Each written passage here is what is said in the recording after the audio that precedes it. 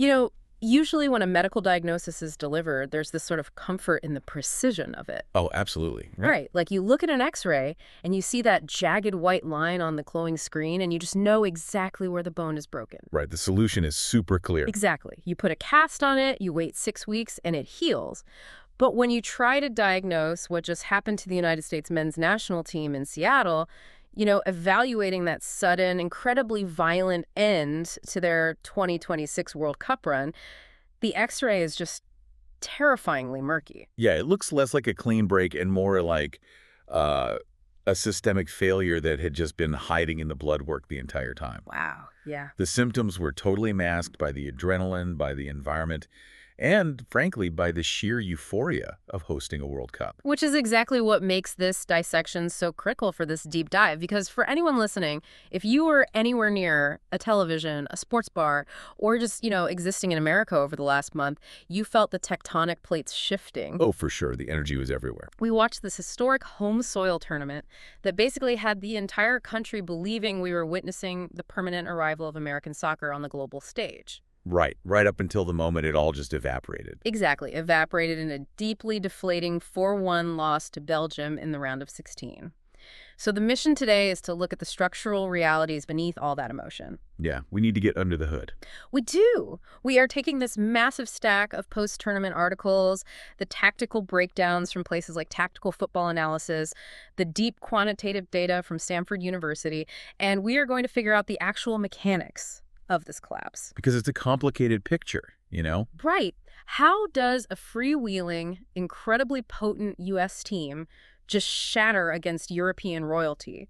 What does this mean for Mauricio Pochettino's legacy? And mathematically, biologically, who will even be left on this roster when the 2030 cycle kicks off? Well, the tendency right now for fans and pundits is to focus entirely on the heartbreak, on that 4-1 scoreline, and just view the entire campaign as a failure. Yeah, it's the easy narrative. It is. But analytically, a 3-2 overall record for this specific roster profile is a fascinating case study. It perfectly maps the exact boundary between a highly competent, emotional national team and an elite, structurally flawless national team. The gap between good and great. Exactly. And the gap between those two tiers isn't about passion. It's a measurable, statistical chasm built on muscle memory and tactical maturity. To understand the real depth of that chasm, I think we have to put ourselves back into the atmosphere of the group stage. Because the whiplash of the knockout round, it just doesn't make sense unless you understand the absolute cultural phenomenon of those first 2 weeks. Oh, it was a totally different world. Right. The U.S. comes out scorching hot. They win Group D. They dismantle Paraguay 4-1 in a game that honestly felt like an offensive clinic. Yeah, they dictated the spatial geometry of that entire match. I mean, they forced Paraguay into a low defensive block and then just relentlessly picked a lock. And then they followed it up with a 2-0 win over Australia. And just put yourself in Lumen Field for that match. You are surrounded by 66,925 people.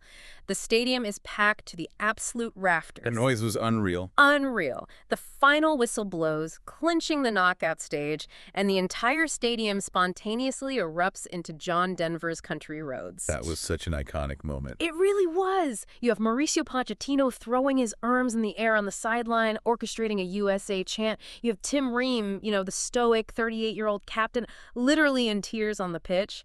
The Ringer published a massive feature that same night asking, is this the USMNT that could finally change everything? Yeah, the whole Golden Generation narrative felt utterly validated right there. Totally. But you have to remember, the momentum of a host nation is a tangible force in tournament football. Right, the host bump. Exactly. It acts as an artificial accelerant, which they carried straight into the round of 32 against Bosnia and Herzegovina. And that 2-0 win against Bosnia was historic on multiple levels. Not just because of Malik Tillman's incredible set-piece goal, the whole bloody foot narrative that totally dominated the broadcast. Oh, man, yeah, they replayed that 100 times. Right. But it fundamentally broke a curse. That was the program's second ever knockout stage win and their first win against a European side in a World Cup since they beat Portugal in 2002. That's a massive stat. Huge. They were riding a 24-year, 10-game losing streak against European teams. So when fans are screaming, "Country Roads," they aren't just celebrating a win. They're celebrating the exorcism of a 2-decade-old ghost. And the euphoria is completely justified from a cultural standpoint. I mean, they broke a ceiling. Yeah. But while the heart of the nation is soaring, the data scientists at the Stanford University Center for Sports Analytics are looking at their spreadsheets and recognizing that the U.S. has just reached the absolute limit of their statistical tether. Yes, I was looking at their methodology, and it's completely devoid of emotion. They don't care about momentum or home crowds. They use a framework called the Big 5 minutes. Right, and it is arguably the most ruthlessly predictive metric in international football. Explain how that works for people who haven't seen it.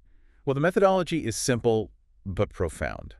You calculate the total number of minutes the players on a national team's roster played in Europe's top 5 domestic leagues. So that's the Premier League in England, La Liga in Spain, Serie A in Italy, the Bundesliga in Germany, and Ligue 1 in France, right? Exactly. Yeah. You look at those leagues during the single club season leading up to the World Cup. It doesn't measure potential. It doesn't measure highlight reels. Right, it's just raw time on the pitch. Yes, but specifically, it measures the volume of time a player spends operating under the highest conceivable pressure against the fastest, smartest opponents on the planet, day in and day out. So it's essentially a measurement of neurological conditioning. Like, how many minutes have your players spent in an environment where a single mistake costs a game and a string of mistakes costs a multi-million-dollar contract? Precisely. It is measuring the crucible. Hmm. And the U.S. entered this 2026 tournament with 35,885 Big 5 minutes. Now, in a vacuum, 35,885 sounds like a massive step forward, and historically it actually is. Oh, without a doubt. Because the 1994 host team had about 3,500 minutes. The 2014 squad in Brazil had roughly 20,000. So we are looking at a modern American roster that is undeniably built from a global pipeline of European academy talent. You know, we have players at AC Milan, Juventus, Monaco. It is a massive evolution for the program. But you cannot view that number in a vacuum. You have to map it against the rest of the tournament field. Okay, so where does that put them? Well, that 35,000-minute mark puts the United States firmly in a demographic tier with nations like Serbia, Sweden, and Norway. Those are highly competent, dangerous teams. They routinely advance out of group stages, but they are not the architects of the sport. Now, compare the U.S.'s 35,885 minutes to the actual elite tier. England entered the tournament with over 230,000 Big 5 minutes. Wow. France had over 370,000. Spain entered with over 500,000 minutes. That is staggering. Spain has more than 10 times the elite top-flight conditioning of the United States. 10 times. Yeah. They exist in a completely different statistical universe. But the Stanford data scientists also layer in a vital historical variable, which is the host bonus. Right, the host bump we mentioned earlier. Yeah, if you analyze 96 years of World Cup data, hosting the tournament grants a team a quantifiable mathematical bump, roughly equating to one stage of overperformance compared to their baseline talent level. So the crowd noise disrupting opponent communication, the lack of travel fatigue, the familiarity with the climate and the turf, it all acts as an invisible multiplier. Exactly. Which means the underlying math dictates that the baseline talent of this U.S. roster gets them out of the group stage, and the artificial accelerant of the host bonus pushes them exactly one step further into the round of 16. So a quarterfinal appearance wasn't even on the radar. Well, it was calculated as plausible only if a dozen variables broke perfectly in their favor. But the round of 16 was the hard, data-driven destination. The model predicted the exact moment the fuel would run out. But, you know, the appeal of a tournament is that humans play the games, not algorithms. Sure. When you watch a team defy expectations, it feels like watching a bumblebee fly. You can look at the aerodynamic spreadsheet that says the wingspan shouldn't support the body weight, but then you just stand there and watch it buzz around the garden. We watch them soar against Paraguay and Australia. The bumblebee analogy is perfect, honestly. But you have to consider the environment the bee is flying in. A bumblebee can absolutely fly on a calm day in the garden. Okay, fair. Paraguay entered the tournament with fewer than 8,000 Big 5 minutes. Australia had about 8,100. Bosnia and Herzegovina is ranked 64th in the world. Against mid-tier opposition, the U.S.'s raw talent, combined with the massive adrenaline of 66,000 screaming home fans, allows them to defy gravity. Yeah, they can play their freewheeling, high-pressing style and look structurally sound because the opponent doesn't have the technical precision to punish their minor spatial errors. But then a hurricane rolls in. Exactly. The hurricane named Belgium. When you face a Tier 1 European nation like Belgium, a team saturated with players who log 50, 60, 70 matches a year in the UEFA Champions League, The atmospheric pressure completely changes. The bumblebee is ripped out of the air. The adrenaline of the crowd just burns off. Yep, and the game becomes entirely about structural perfection.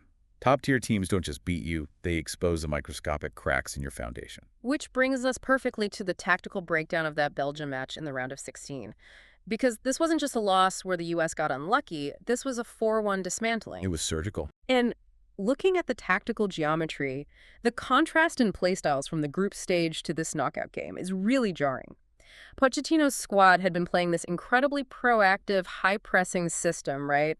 They wanted to win the ball in the opponent's half. But the second the whistle blows against Belgium, the U.S. suddenly looks tentative. They look heavy-legged. If you just glance at the post-match box score without understanding the tactical context, you'd be incredibly confused.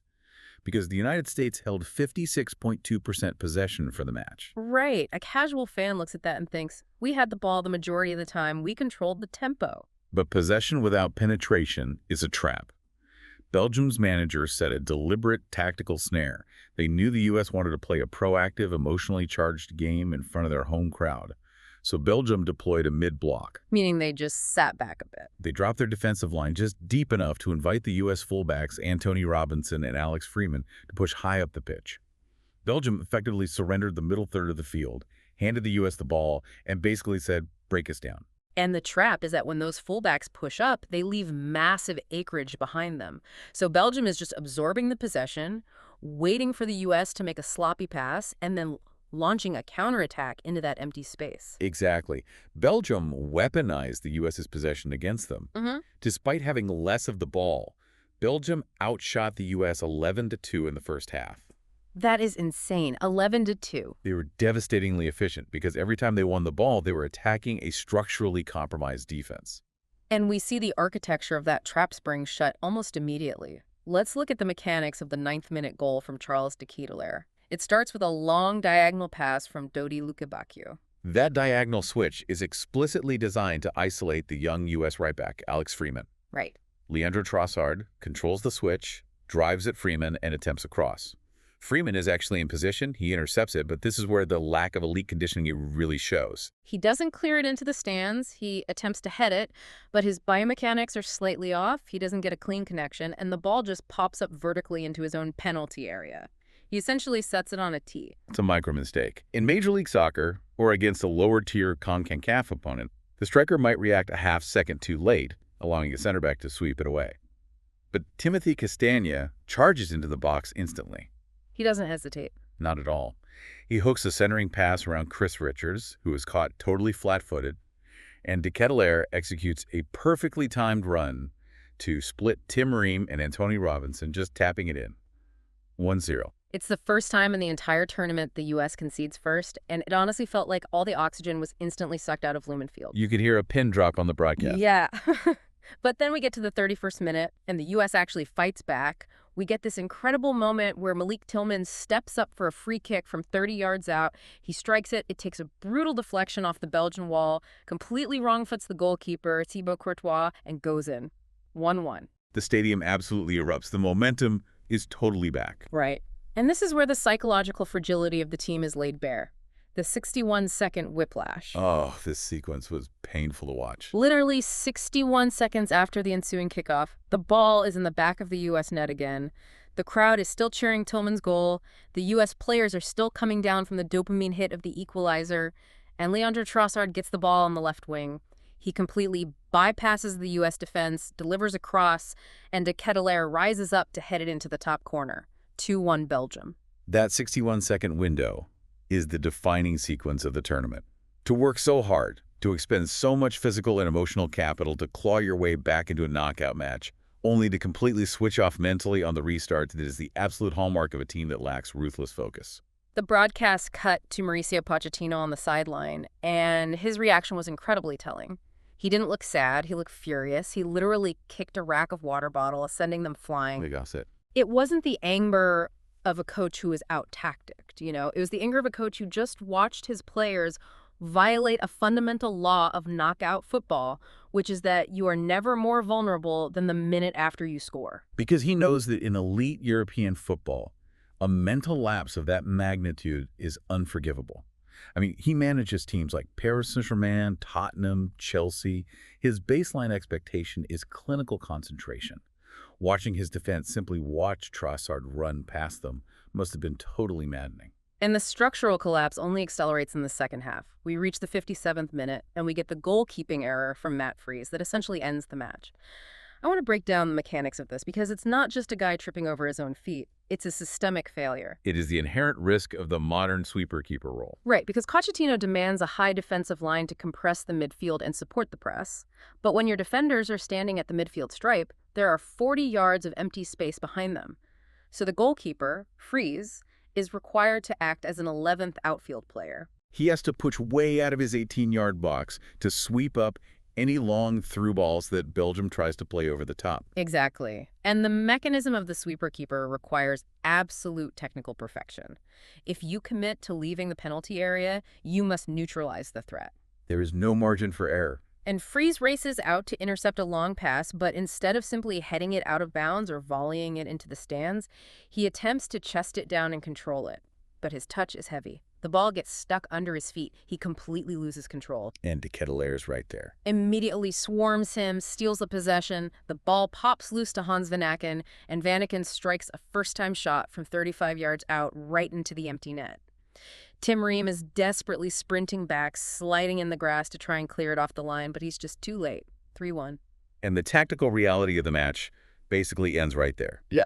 The U.S. attack had already been severely blunted because Christian Pulisic was forced off a few minutes earlier with a foot injury after a tackle from Yuri Tielemans. Right, they lost their spark. Without their primary creative engine, and now trailing by 2 goals due to a catastrophic unforced error, the mathematical probability of a comeback drops to near 0. To make it worse, Romelu Lukaku comes off the bench in stoppage time, intercepts a lazy, terrible pass from Chris Richards deep in the U.S. half, and buries it to make it 4-1. So I'm looking at this whole sequence, the Freeman header, the 61-second switch-off, the Freese chest control, the Richards giveaway, and I have to deduce that this isn't just a coincidence. Not at all. We saw the exact same thing against the Netherlands in Qatar in 2022, where we just forgot to track Memphis Depay into the box. It feels like the U.S. defense is a high-performance engine that is built for speed and pressing, but it completely lacks an internal cooling system. So the second the RPMs max out against elite competition, the engine just seizes up. We don't get outplayed, we actively beat ourselves. Your deduction is entirely correct, and FOX sports analyst Doug McIntyre highlighted this exact unforced error phenomenon in his post-match autopsy. These are not failures of raw athleticism. Right, they're plenty fast. Alex Freeman is fast enough. Chris Richards is strong enough. These are failures of clinical composure, which leads us right back to the Samford data. The big 5 minutes? Precisely. In top-tier European club soccer, if you take a heavy touch as a center back, or if you lose focus for 2 seconds on a restart, you are punished immediately by the most ruthless strikers in the world. They don't miss. They don't. Oh. You learn through the harsh repetition of a 38-game season that your concentration cannot waver. The U.S. players, collectively, have not accumulated enough minutes in that specific crucible. So when the pressure ratchets up in a World Cup knockout game, it isn't their legs that give out first. It's their nervous systems. Wow, nervous systems. The mental fatigue causes a micro-hesitation. They make a suboptimal decision, like Freese trying to control a ball he should have cleared, and players like de Ketelaere just don't miss.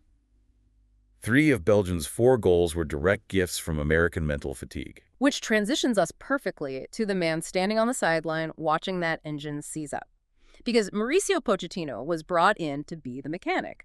He was hired in September 2024, given a reported $6 million salary, which, by the way, is a massive, unprecedented investment by the U.S. Soccer Federation for one explicit reason. He wasn't hired to overhaul the youth academies. Exactly. He was a hired gun brought in to unlock this specific roster for this specific home World Cup. So looking back at his 20-month tenure, how do we evaluate what he actually built? Well, if we separate the Belgium result from the broader cultural shift, his impact on the internal environment of the program was profound. He injected a level of gravitas that instantly commanded respect in the locker room. He introduced the motto, "Why not us?" which seems simple, but it fundamentally rewired how the players approached matches against superior opposition. He demanded arrogance, in a good way. I'm thinking back to the reporting from a friendly against Australia in the fall of 2025. Oh, that halftime speech. Right. The U.S. came into the locker room at halftime looking flat, playing tentatively. And Pochettino reportedly delivered this incredibly pugnacious halftime speech where he basically challenged their core manhood and competitiveness. He demanded they stop playing with fear. And multiple players pointed to that specific locker room moment as the catalyst for the entire run-up to 2026. He also recognized that to lead an American team, he needed to understand the American environment. The Associated Press ran a really fascinating piece on his cultural integration. He embraced the hyper-commercialized nature of U.S. sports. He joked about discovering Chick-fil-A, and he even started listening to country music like Lainey Wilson and Teddy Swims in the facility. That's amazing. It showed a high level of emotional intelligence. He was trying to dismantle the barrier between the elite European manager and the plucky American squad. Tactically, he installed a very clear identity. The high press mechanism we discussed was highly effective against most teams. They were proactive. They didn't just sit in a low block and pray for a counterattack like older U.S. iterations. And their set-piece design was lethal, which is a hallmark of a well-drilled team. Very true. But the cultural integration wasn't entirely frictionless. There was a moment that perfectly encapsulated the friction between a top-tier global manager and the developing American soccer media. The press conference after the Turkey match. Exactly. So to set the scene for you listening, the U.S. has already secured advancement from Group D. They play Turkey in the final group match, a game where advancement is guaranteed, so Pochettino heavily rotates the squad to rest his starters. Which is standard practice. Totally standard. The U.S. loses 3-2 in a somewhat sloppy game. In the post-match press conference, the American media pack immediately starts grilling him. They are demanding answers about the defensive lapses, asking if he's worried about the momentum stalling. And Pochettino pushes back hard.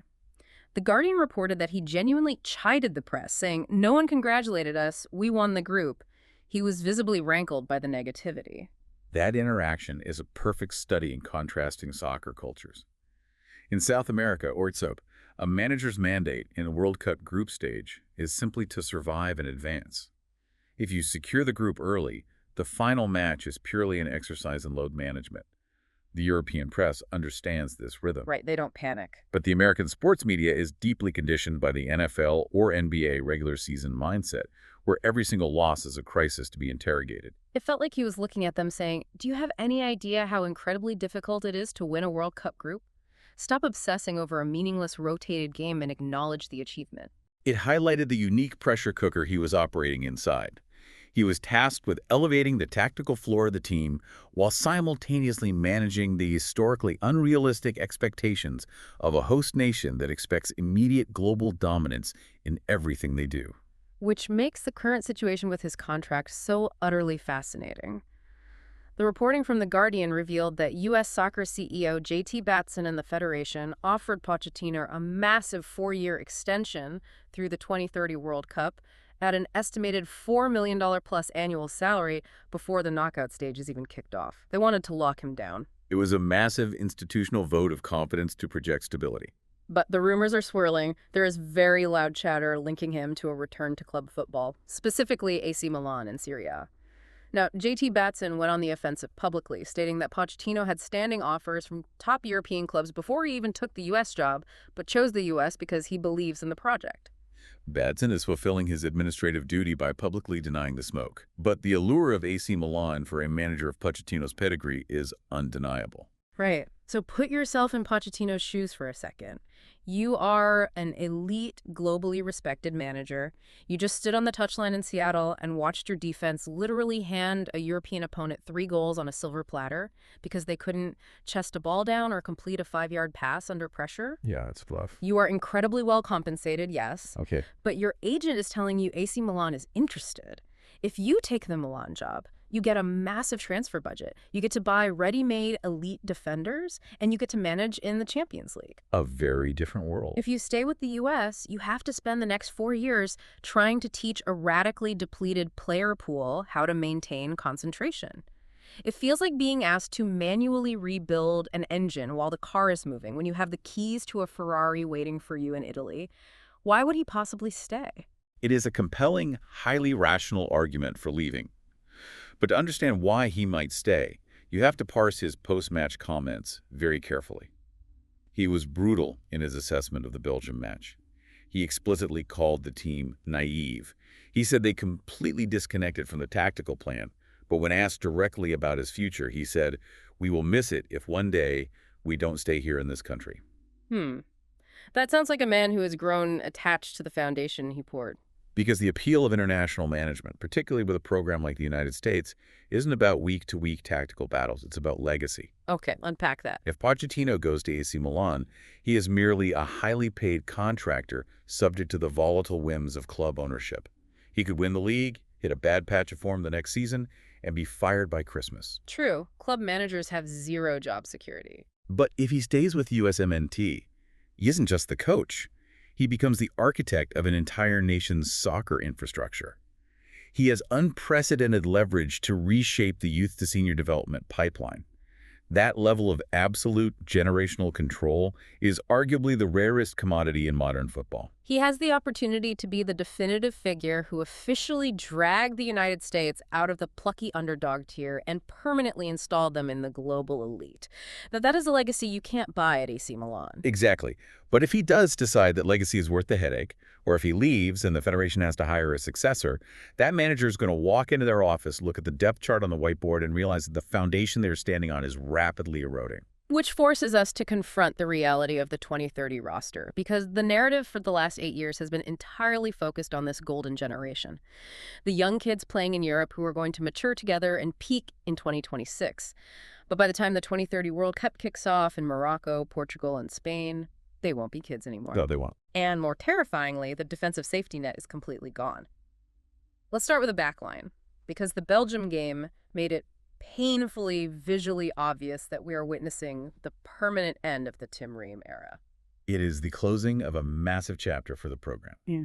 Tim Ream has been the undisputed linchpin of the U.S. defense. His spatial intelligence, his composure on the ball when building out of the back, his leadership. He was the central nervous system of that back line. But he was 38 years old in this tournament. And the biomechanics of playing a high-pressing Pochettino-style system at 38 years old are brutal. The system demands that your center backs push up to the midfield line to compress the space. If the opponent breaks the press, you have to instantly pivot and sprint 40 yards back toward your own goal to cover the runner. And against Belgium, we saw the physical reality of age expose that exact mechanism. Rien simply lacked the recovery pace. Yeah, he just couldn't catch them. When De Ketelaere or Trossard bypassed the midfield, Ream's mind knew exactly where he needed to be, but his legs could not close the distance fast enough. By the 2030 World Cup, Ream will be 42. His international career is definitively over. So you remove the central nervous system. Who steps in to replace it? Because looking at the current depth chart is alarming. Miles Robinson played against Turkey when Ream was rested, and frankly, he looked completely overwhelmed. The athletic gap was glaring. He struggled, for sure. Fansided published an immediate post-mortem specifically naming Robinson as a player who simply cannot be relied upon for the 2030 cycle. He is a fantastic athletic MLS-level defender, but when the processing speed of the game accelerates against European opposition, he becomes a structural liability. Which leaves Chris Richards. He will be 30 years old by the next World Cup, meaning he will be thrust into the role of the veteran anchor. He has the physical tools, but as we saw with his stoppage time giveaway against Belgium, his concentration is still inconsistent. And more importantly, the Federation has absolutely no idea who is going to partner with him. The cupboard isn't just bare. The shelves are missing. It is the single most pressing crisis facing the program. The realistic options for 2030 are incredibly raw. You are looking at Noakai Banks, a 19-year-old dual national currently developing at Augsburg in Germany. The Federation is frantically trying to secure his long-term commitment so he doesn't declare for the German national team. Right. Then you have Alex Freeman, who is 21 and currently at Villarreal in Spain. He plays right back right now, but internally, there is a strong belief he will have to transition into a central defender simply out of necessity. But the prospect of anchoring a World Cup defense in Europe in 4 years with a young prospect and a converted fullback is a recipe for extreme vulnerability. And that vulnerability extends all the way back into the net. The goalkeeping crisis is something I never thought we would have to discuss regarding the U.S. men's national team. It's a complete historical anomaly. For 40 years, the one position the United States produced at a genuinely world-class volume was the goalkeeper. Right. You could pencil it in. Casey Keller, Brad Friedel, Tim Howard. We always had an absolute brick wall in goal, often playing for top Premier League clubs. And now, Matt Freese won the starting job for this tournament. He's 27. But his defining legacy of this World Cup is that catastrophic chest control error that gifted Belgium a goal. Can a manager trust him in a high-stakes knockout match again? It's a huge question mark. And his backup, Matt Turner, will be 36 years old by 2030 and has struggled for consistent club minutes for years. The Athletic published a deep dive into this exact issue, calling it a puzzling systemic dip in form for the U.S. goalkeeper pool. The era of the automatic savior-level American keeper is over. The Federation is now entirely dependent on very young prospects rapidly accelerating their development. They're looking at Diego Cocan, who is grinding his way through Barcelona's legendary La Masia youth system, or Chris Brady, who is getting domestic reps with the Chicago Fire. But projecting youth development is highly volatile. You're essentially hoping a teenager morphs into Tim Howard in 48 months. Exactly. It's a massive gamble. Okay, so the defense requires a complete teardown and rebuild, and the goalkeeper situation requires a minor miracle. But what about the attack? What about the guys we've been calling the golden generation for almost a decade? The core group that was supposed to carry us to glory. If we map out their ages for the Morocco, Portugal, and Spain World Cup in 2030, the math is sobering. Christian Pulisic will be 31, Weston McKennie 31, Tyler Adams 31, Fuller and Balogun will be 28, Malik Tillman 28, Gio Reyna 27. The narrative shielding them is officially gone. They are no longer the up-and-coming kids playing with house money. They will be in their absolute prime, or for some of them, entering the beginning of their physical decline. Right. The structural excuse of youth. The idea that they are still learning how to manage a game, still gaining experience that evaporates. I want to focus on the biological reality of this because it goes back to the biomechanics of the system Pochettino or any modern manager wants to run. If Pulisic, Adams, and McKennie are all on the wrong side of 30, how does that actually impact the tactics on the field? It is the most critical variable to understand about soccer biology. The statistical physical prime for an elite outfield soccer player is a very narrow window, usually between the ages of 24 and 28. That is the exact period where physical peak, maximum sprint speed, fastest recovery time perfectly aligns with tactical maturity. That makes sense. By 2030, this core group will possess unparalleled internal chemistry. They will have played together through 3 World Cup cycles. They will know exactly where each other is on the pitch blindfolded. But the legs fade before the mind does. Precisely. And in a high-intensity pressing system, the drop-off of a half-step is fatal. Take Tyler Adams. He is the defensive pivot. His entire game is built on explosive, chaotic energy, closing down passing lanes and tackling. You cannot scientifically expect a 31-year-old Tyler Adams with a history of hamstring injuries to cover the same sheer square footage he did at 24. It's just not physically possible. No, and Christian Pulisic's entire offensive threat relies on explosive acceleration and take-ons. When he loses that initial burst, defenders don't have to back off him as much. If the engine is older, it can't run in the red zone for 90 minutes. So mathematically, what is the solution if you want to keep playing this modern style? The U.S. mathematically requires an immediate, massive influx of younger depth. They cannot rely on Pulisic, McKennie, and Adams to play 90 minutes of every single match in a grueling, month-long World Cup tournament in the summer heat of Spain and Morocco. You need fresh legs. They need 22-year-olds who can come off the bench in the 60th minute and provide that aggressive pressing energy, allowing the 31-year-old veterans to utilize their intelligence and passing range without completely incinerating their legs. The development pipeline over the next 4 years isn't just about finding superstars. It's about finding the lungs to keep the system breathing. So as we pull all these threads together, looking at the entire landscape of this 2026 World Cup run, it truly was a massive cultural victory. You can't take away the packed stadiums, the shattered viewership records, the generational exorcism of that win against Bosnia. It fundamentally entrenched the sport in the American consciousness. Oh, absolutely. And statistically, based on the big 5 minutes, maximizing the host bonus and reaching the round of 16 was exactly what the underlying math dictated. But on the pitch, in those grueling 90 minutes against Belgium, it was the ultimate tactical reality check. It confirmed exactly where the program currently resides. The United States can absolutely dominate their regional federation, CONCACAF, beating teams from North and Central America. They can ride the massive emotional wave of a home crowd to overwhelm competent mid-tier global opponents. But then they hit the wall. Yes. A stark lack of elite European minutes, the resulting mental fatigue, and catastrophic individual defensive errors keep them firmly locked out of the world's absolute elite tier. And for you listening, I think the diagnostic lesson here extends far beyond a soccer pitch. It is a brilliant flashing warning sign about the danger of letting raw emotion and heavily marketed hype override structural realities. It's so true in any field. Whether you are evaluating the long-term viability of a sports franchise, analyzing the foundation of a business you want to start, or looking at a volatile financial investment, it is incredibly easy to get swept up in the crowd singing country roads.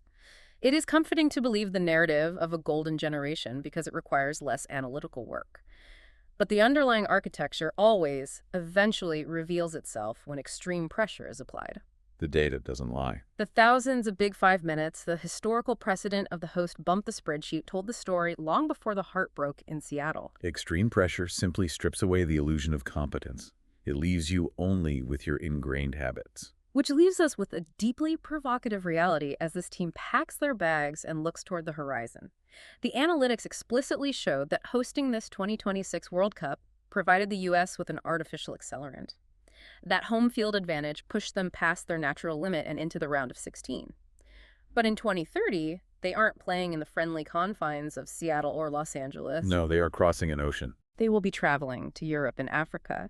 That massive home crowd advantage, that emotional safety net will be completely stripped away right at the exact biological moment that their core golden players are exiting their physical primes and their defensive backline is in a state of total uncertain reconstruction.